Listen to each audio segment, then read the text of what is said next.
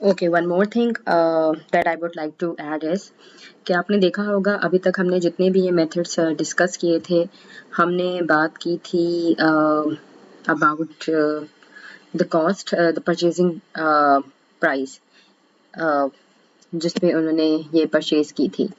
सो purchasing price का मतलब है, as you know in your accounting two principles जो आपका कोर्स था, उसमें आपने पढ़ा होगा that under gap assets we record are at their cost. So जो भी आप एसेट रिकॉर्ड करते हैं आप उसकी कॉस्ट वैल्यू पे उसको रिकॉर्ड करते हैं। अच्छा, ये जो स्टेटमेंट है that assets should be recorded at there cost का मतलब ये होता है historical cost.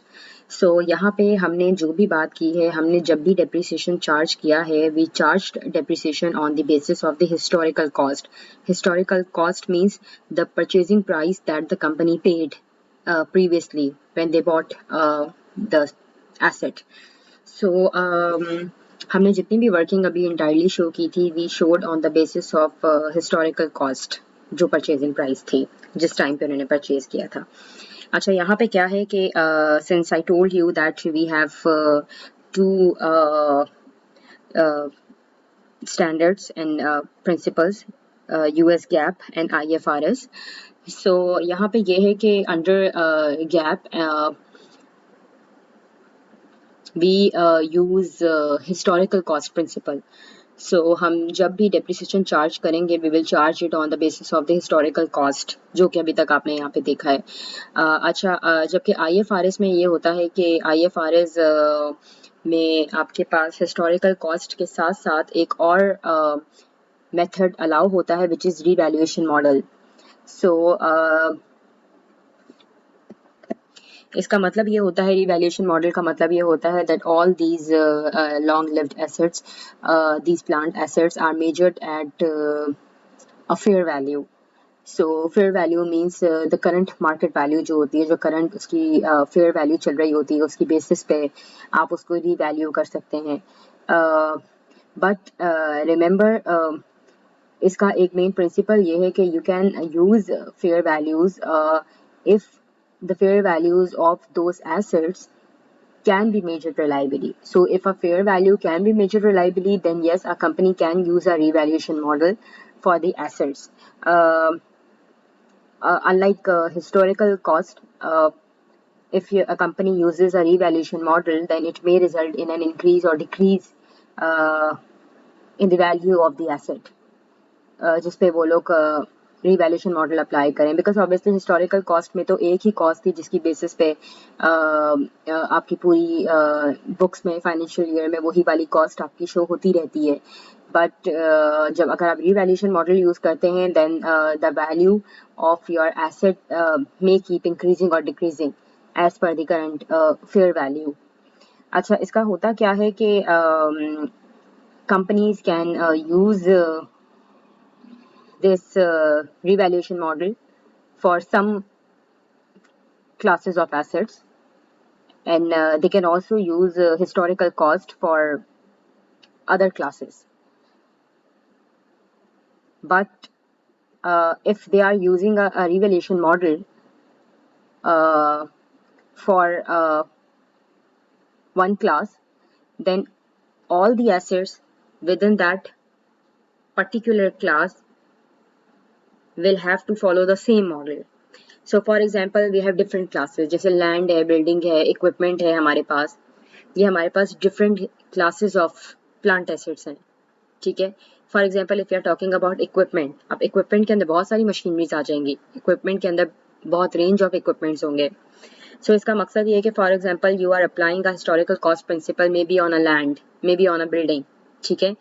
But if you are applying a revaluation model on equipment, equipment की जो क्लास है अगर आप उस पर रिवैल्यूएशन मॉडल अप्लाई करें, then all the assets following under this equipment class must use the same revaluation model. ऐसा नहीं है कि एक इक्विपमेंट पे आप रिवैल्यूएशन मॉडल अप्लाई करें तो दूसरे इक्विपमेंट पे you are using historical cost. No, you can use on different classes different models, but एक क्लास के अंदर उसके जितने भी सब क्लासेस हैं उस पर आप एक ही मॉडल अप्लाई कर रहे होंगे।